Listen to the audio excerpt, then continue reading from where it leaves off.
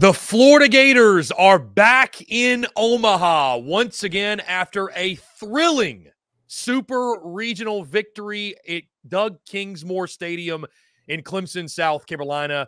Kevin O'Sullivan and Florida back chasing another national championship in Omaha, Nebraska. Helping us break it all down, our good friend Nick De La Torre. He is a Florida Gators senior writer for Gators Online on 3 Sports, co-host of Stadium and Gale. And guys, he joined us last week, as you all very well know. Nick, what's going on, man? Happy to be here and having this conversation with you. The Gators are back in Omaha. What's going on, my friend? Yeah, just getting ready for my annual summer vacation to the middle of nowhere, Florida, to Omaha, Nebraska. I think I have to pay property taxes when I land on Wednesday. But it's I went back and went through all the numbers. I've covered more than 700 games, Florida baseball games, and that includes a national championship. And I think Sunday in Clemson, South Carolina was the most exciting. I mean, we had everything. We had a guy getting checked for sticky stuff, a player being thrown out, multiple go-ahead home runs, a walk-off, a future Hall of Fame head coach who's a player development coach getting thrown out for chirping. In the dugout, the head coach gets thrown out. He leaves the field like a WWE wrestler, pumping the crowd up. Sunday, it kind of had a little bit of everything. Very exciting baseball game. Nick, let's start there. How Florida got here, of course, sweeping through the Clemson Super Regional, but that only begins to tell the story. You know, obviously the performance on Saturday was wildly impressive. Florida had that big 7-run inning, really used that to catapult themselves to the victory. But game 2 was really the game, like you mentioned, stood out. You and I were both there, of course, in attendance, and I mean, like you mentioned, that game had everything. That was one of the most nuts college baseball games or baseball games in general any of us have ever seen. But Florida, as they've done over the last couple weeks, finding a way to win. Brandon Neely is the horse yet again out of the bullpen. Jac Caglianone hitting monster tanks over the batter's eye. Michael Robertson coming up big. Ashton Wilson. It seems like different heroes finding ways to get the job done for the Gators. Like, when you look back on that super regional and just getting to this point, what were your main takeaways? I mean, again, I feel like you're like many of us. You just continue to be, I don't want to say surprised because we knew the talent was there, but this Florida team has caught fire, man. Biggest takeaways from that weekend in Clemson? They shouldn't have let Florida in the club because now they're standing on top of the table ordering bottle service. Like, what are we doing here? I think the word that I used and Kevin O'Sullivan, quite frankly, used all season was frustrating. I spend a lot of time in the fall watching fall practice. I'll leave a football press conference and just go work from the stadium and watch the team. And sitting there in October, November, I'm like, man, they have to replace a lot, but these guys are going to be good. And then sometime around May, Florida hadn't won a weekend series in over a month. They lost 6 in a row. Florida had never lost 6 SEC series in a row. So part of me is surprised to be sitting here talking to you. And then part of me is, well, this is Kevin O'Sullivan's 9th trip. This is just what the Gators do. But I think when you get to this point of the season, you need some hero stories. You need the Ashton Wilson, who had 6 at-bats going into the last weekend of the season and is now Jac Caglianone's protection in the lineup, hitting 3rd for Florida. He hit a tank on Sunday. You're getting those hero performances. Brandon Neely threw 272 pitches over his last 4 outings in the regionals and super regionals. For some reason, they're pitching to Jac Caglianone. It's ill-advised. I wouldn't do it, but they continue to do it. He's now 1 home run away from tying the Florida career record held by Matt Laporta. And then you're getting outings from Fisher Jameson, who had 21 appearances over his freshman and sophomore year, not in leverage situations. And they're throwing him in there with runners on, with 1-run leads late in the game. You're getting contributions from the bottom of the lineup. Dale Thomas, 3 walks on Sunday and a huge sacrifice bunt for a team that for most of the year had no interest in bunting, sacrifice or push bunting for a hit, either way. He's playing a great third base as well. Michael Robertson is starting to turn the lineup over from the 9 hole. He has the walk-off. So you're getting stories from guys who either weren't very good this year or were inconsistent this year. And then you've got, of course, you've got Jac Caglianone, Colby Shelton, Luke Heyman, the usual suspects as well.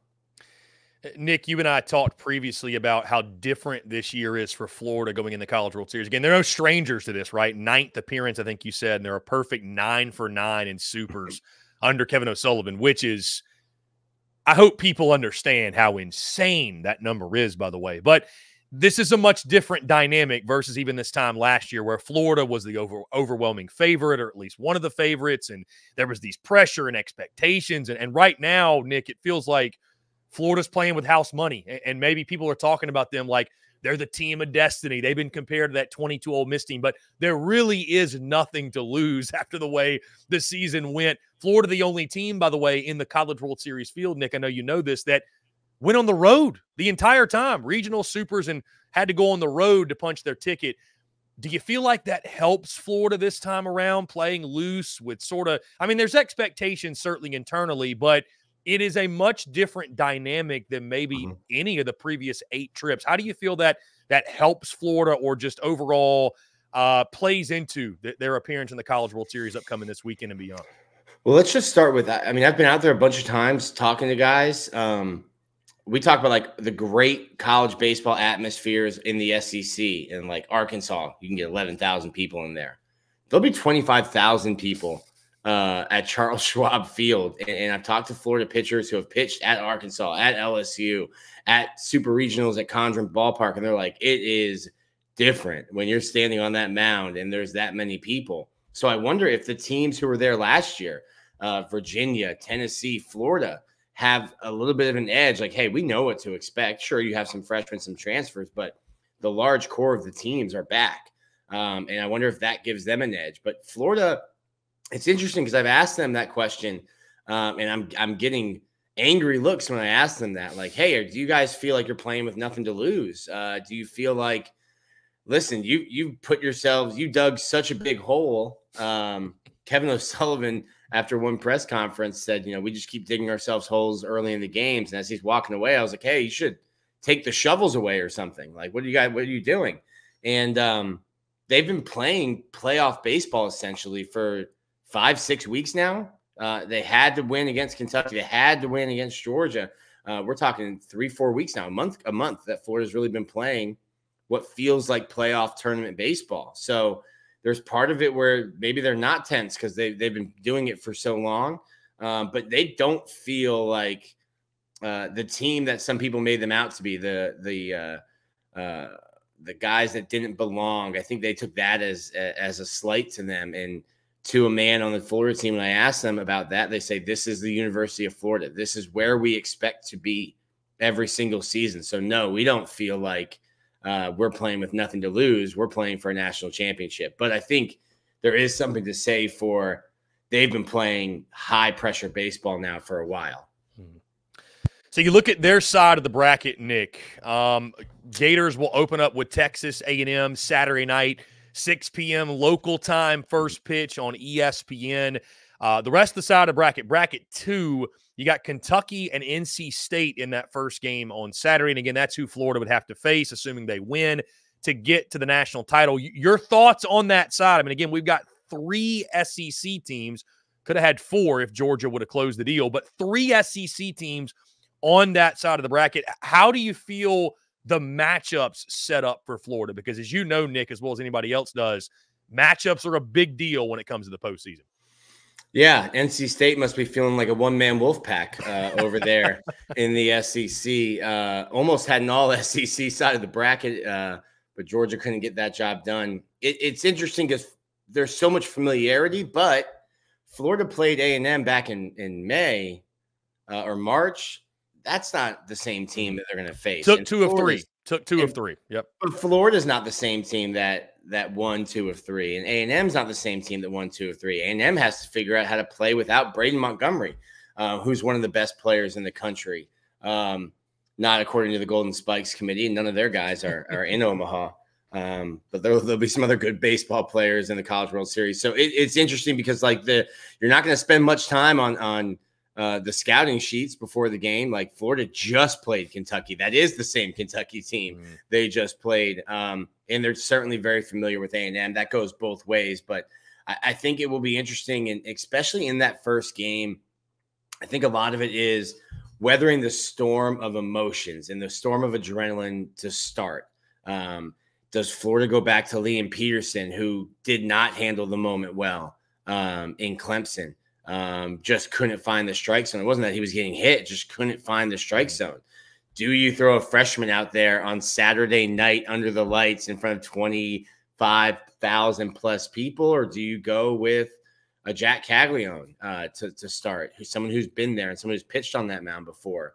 How does Texas A&M handle being out there? And how do they handle that moment? So it's interesting for Florida because you can say, well, they know who they're playing, but two of the three teams that they will play or potentially could play also very familiar with the Gators as well. It should be a really cool ACC, SEC invitational next week.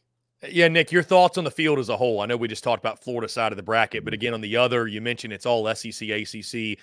Tennessee from the SEC, of course, they'll take on Florida State. You got North Carolina, Virginia. Just curious your overall thoughts on the field.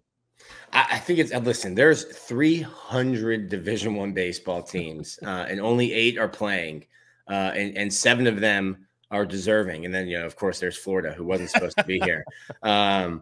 So, and before people yell at me, that's sarcasm. I can already imagine the responses on that. If you're playing baseball right now, you're one of the best and one of the hottest teams in the country. It's wild to me that there's 30 conferences and only 2 will be playing this week, next week. I'm pumped. I'll be there Friday night in the stands or in the press box, standing room only, probably with a beer in my hand to watch Tennessee, Florida State. I think that's an incredible matchup. I think UNC's playing hot right now. Virginia, they've been there before. They didn't have a great trip last year, lost to Florida.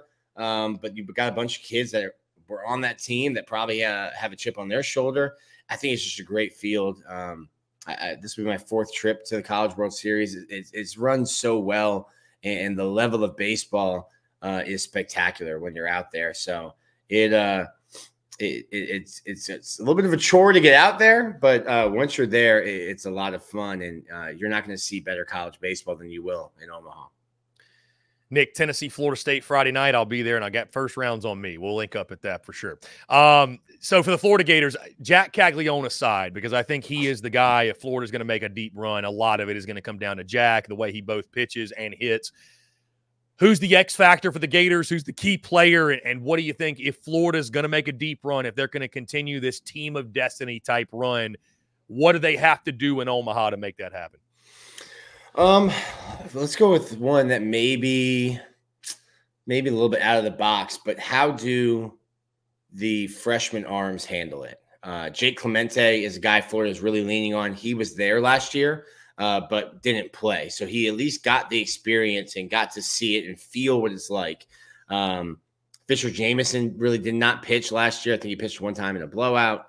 But another guy you're depending on, Luke McNeely, freshman. Florida's going to lean on him in leverage situations. Liam Peterson, freshman, going to start a game in the College World Series.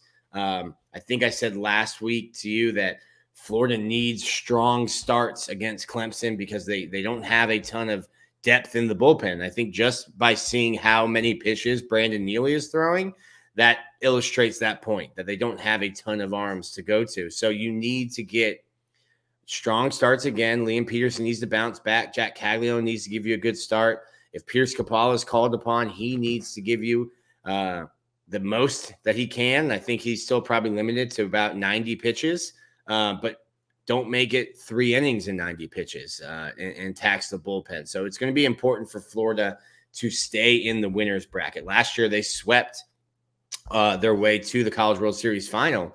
And I was out there for 7 days, and they only played 3 games. I'm just like, what is there to do in Omaha that I'm not covering baseball games? But I think that's going to be the X factor. How do the young pitchers in the bullpen, how do they handle that environment? It's tough. It's a lot of people. It's more than anyone, I think, on those fields has ever played in front of. And it's easy to watch it on TV and think, hey, throw strikes. It's a lot harder to when your knees are clacking together on the rubber. Nick, final thing, and we'll get you out of here. Even if Florida were to go 2-Q in Omaha, and obviously that's not the goal of the expectation, this run the Gators have gone on has been insane. Is it too much of a stretch to say that this is Kevin O'Sullivan's best coaching job while at Florida? And if they were to go on a run, let's just say get to the finals, God forbid win the whole thing. I mean, what would that mean, I guess, for the Gators program? And I mean, obviously the gravity of winning a title, but like with this team, the way it happened, I mean, it just, how could you even put into words what that would mean for this program? Oh, good. Ask me a question that ends with, how do you even put it into words? I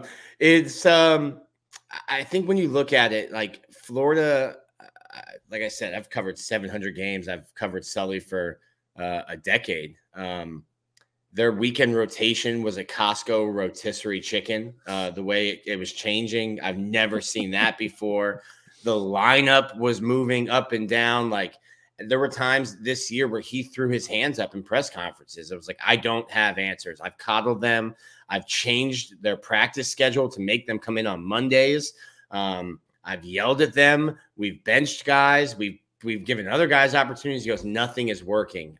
When you look at this, Florida's record, I think, is 34 wins, where they had 34 wins and they're going to the College World Series. Every other year was like 49, 54.